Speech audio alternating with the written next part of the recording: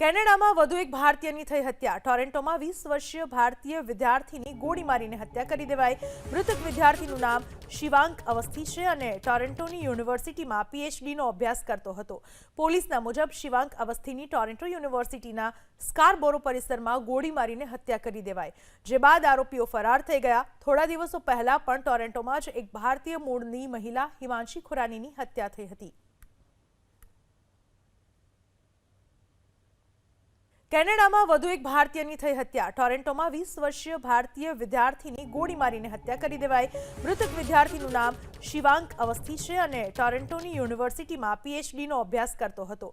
પોલીસના મુજબ શિવાંક અવસ્થીની ટોરેન્ટો યુનિવર્સિટીના સ્કારબોરો પરિસરમાં ગોળી મારીને હત્યા કરી દેવાઈ, જે બાદ આરોપીઓ ફરાર થઈ ગયા। થોડા દિવસો પહેલા પણ ટોરેન્ટોમાં જ એક ભારતીય મૂળની મહિલા હિમાંશી ખુરાનીની હત્યા થઈ હતી।